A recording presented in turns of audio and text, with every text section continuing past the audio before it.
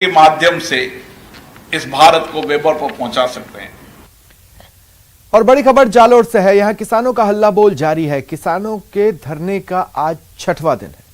6वें दिन भी किसान प्रदर्शन कर रहे हैं, डटे हुए अपनी जगहों पर अपनी मांगों को उठा रहे हैं। जवाई बांध के पानी की मांग को लेकर यह प्रदर्शन किया जा रहा है। इधर जो अनशन पर बैठे हुए उनमें से 3 बुजुर्गों की तबीयत बिगड़ी है। तीनों को देर रात अस्पताल में भर्ती करवाया गया।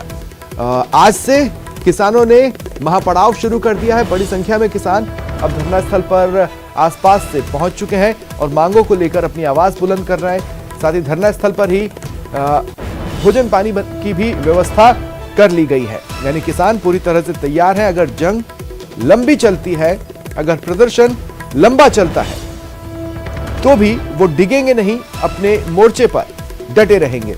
और इस बीच वार्ता के जितने भी दौर रहे वो बेनतीजा रहे। प्रशासन इन्हें ठोस आश्वासन नहीं दे पा रहा। ठोस छोड़िए, औना पौना आश्वासन भी फिलहाल प्रशासन के पास मौजूद हो, जिससे वो बातचीत का सिरा पकड़कर शुरुआत कर सकें और कोशिश कर सकें वार्ता को सफल बनाने की, वो भी नजर नहीं आ रहा। सीधा चलते हैं सहयोगी श्याम के पास, जो कि धरना स्थल पर मौजूद है। श्याम, इस वक्त की क्या तस्वीरें हैं? एक एक कर 5 दिन बीत गए, आज 6वां दिन है और किसानों के हिस्से में एक ठोस आश्वासन तक नहीं आ पाया।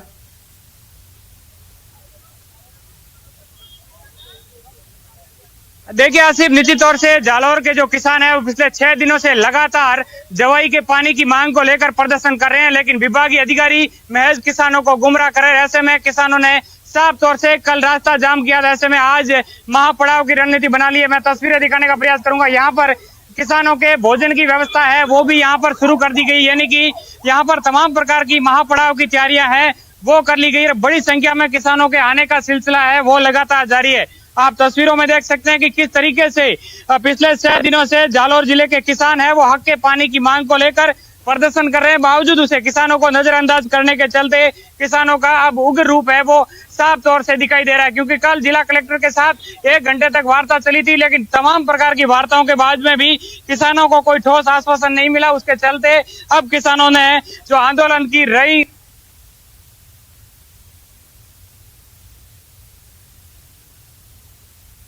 के साथ बहुत धोखाई हो रहा है, लेकिन किसानों की वाजिब मांगे और फिर नहीं मानी जा रही है, तो किसान अपने आप को थोड़ा सा ठगा तो महसूस कर ही रहा है। लेकिन फिर भी हिम्मत किसान की इतनी है कि वो चाहेगा, वो अपनी मांगे पूरी करवा के जाएगा। इसके बाद उनके कदर से और वो आत्मबल लेके चलेंगे। देखिए आसिफ, किसानों का जो जोश है वो लगातार बढ़ता जा रहा है और इनकी मांगों को लेकर अब हमारे साथ कुछ किसान और भी उनसे बात करते हैं। आप लोग पिछले 6 दिनों से संघर्ष कर रहे हैं, आमरण अनशन भी कर रहे हैं और 3 किसानों की रात को तबीयत भी खराब होगी, बावजूद भी प्रशासन तो जाग ही नहीं रहा है। प्रशासन नहीं जागेगा जब तक ये किसान ऐसे धरना नहीं छोड़ेंगे। धरना पे रहेंगे और किसान सब अभी जाग चुके हैं। अभी ये पानी लेने के सिवा घर नहीं जाएंगे और बिजली 7 घंटे नहीं देंगे जब तक घर नहीं जाएंगे। आज थोड़ा कुछ किसानों को रात दिया है, खेती का काम है, कल से वापस ज्यादा आ जाएंगे और बहुत किसान आते हैं और किसानों का लगाव भी बहुत ज्यादा है कि पानी लेके ही रहेंगे। आप लोग खाना वगैरह यहाँ बनाना शुरू कर दिया, यानी कि क्या एक तरीके से महापड़ाव है किसानों ने शुरू कर दिया? महापड़ाव है, रात को ठहरेंगे या खाना भी यहाँ खाएंगे, रुकेंगे भी यहाँ, नहाते धोते सब यही करते हैं, कहीं नहीं जाएंगे। देखिए आसिफ, जिस तरीके से जो किसान है उन्होंने साफ तौर से सरकार को अल्टीमेटम दे दिया है कि महापड़ाव की शुरुआत है वो आज से हो चुकी है और यहाँ पर खाने की व्यवस्था, रहने की व्यवस्था, सोने की व्यवस्था, यानी कि शाम मैं चाहता हूं कि आप हमारे दर्शकों तक ये अपडेट भी पहुंचाएं। एक बात और मैं आपको बता दूं कि एक तो मैं स्वप्निल बोल रहा हूं और दूसरी बात मैं जो कहना चाहता हूं वो ये कि जो लोग अनशन पर बैठे थे उनमें से कुछ की तबीयत बिगड़ी है, वो किस स्थिति में है? क्या अभी भी जिन्होंने अनशन शुरू किया था वो अनशन पर है?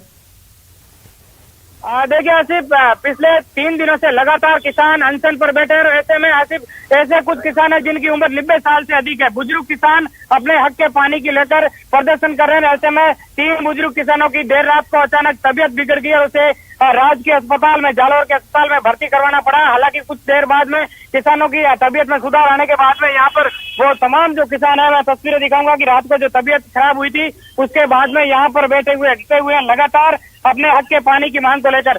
जिन किसानों की तबीयत बिगड़ी थी उन किसानों से ही मैं बात करता हूँ। बसा सरकार तो मानती ही नहीं है। नहीं मानी तो बनावो, जलता बैठी हारिए।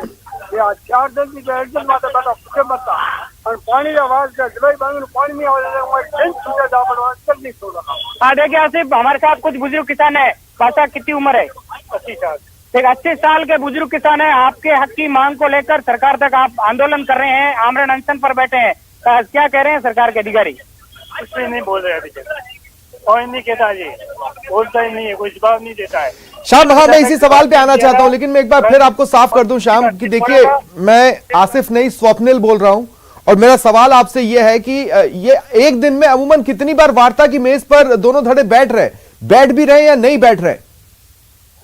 देखिए स्वप्निल, बहुत अच्छा सवाल आपका, क्योंकि किसानों की वार्ता के लिए कोई विभागीय अधिकारियों ने पहले तक जूं तक नहीं रहेंगी। किसान लगातार जिला कलेक्टर कार्यालय के सामने आंदोलन कर रहे हैं। महज 2 बार वार्ता हुई है और वो भी उसके बाद में वार्ता हुई जब न्यूज 18 ने किसानों की आवाज को उठाया। बार बार सरकार को और विभागीय अधिकारियों को इन तमाम चीजों के लिए अवगत करवाने के बाद में सरकार जागी और पिछले 6 दिनों से किसान आंदोलन कर रहे हैं। महज 2 बार वार्ता हुई और वार्ता में भी कहीं ना कहीं किसानों को गुमराह करके यहाँ से उठाने का प्रयास किया गया, लेकिन किसान अपने हक के पानी की मांग को लेकर डटे हुए हैं।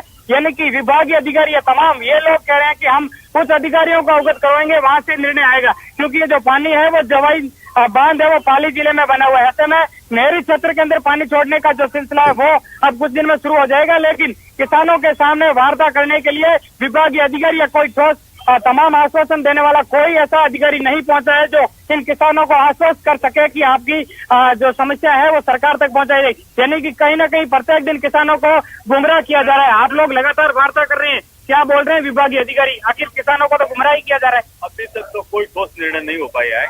बिजली के मामले में भी वो 15 नवंबर से पहले की स्थिति कोई नहीं बता पा रही। 15 नवंबर तक हम के बिजली को थोड़ा सुचारू रूप से करेंगे, 6:30 उससे पहले ही ये जो कल कलेक्टर के साथ वार्ता हुई थी, लंबा प्रोसेस चला, उसमें वो लोग क्या बोल रहे हैं आपको? वो यही बोल रहे हैं 15 नवंबर के बिजली के लिए कह रहे हैं, पानी के लिए भी कोई ठोस बात नहीं कर रहे हैं कि हम पानी देने की स्थिति में अभी नहीं है। हम गणना कर रहे हैं, कभी वो सारे झूठे आंकड़े पेश कर रहे हैं, पेयजल के लिए नहीं है।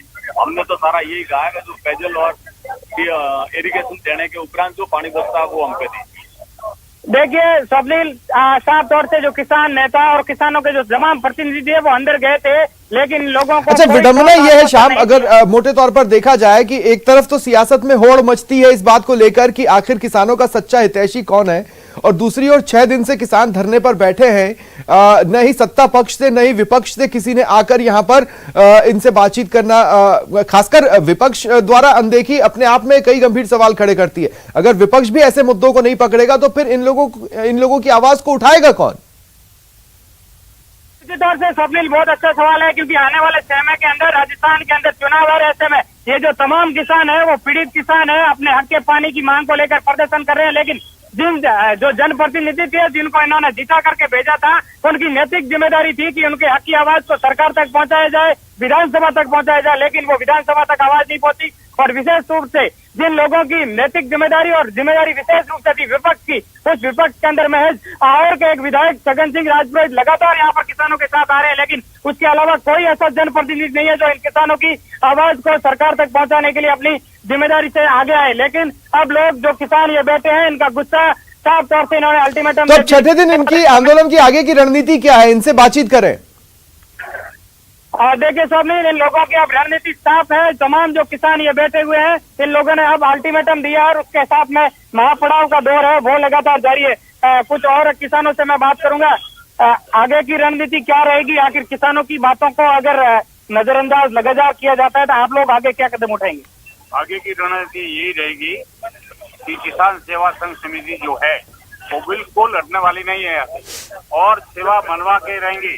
जो मतलब मांगने हैं वो मनवा के रहेंगे। क्यों कि 4 दिन से बिना क्या कि वो बैठे हुए बुजुर्ग, तो उनकी हालत भी खराब है। उनको हमने मनाया कि भाई छोड़ दो, नहीं कि हम तो घर में नहीं आएंगे, हमको तो मरना ही है। क्योंकि जिला कलेक्टर के ऑफिस के सामने किसान बैठे हैं, तो कलेक्टर भी आए क्या आपसे बातचीत करने के लिए? आना चाहिए, नहीं आए, अभी तक आए नहीं। आवाज तो सुन रहे, नहीं आया अभी तो कोई, तो आना चाहिए उनको।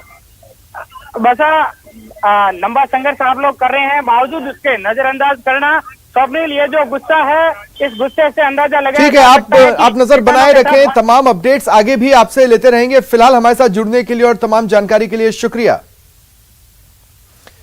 एक बड़ी खबर आपको बता दें, हनुमान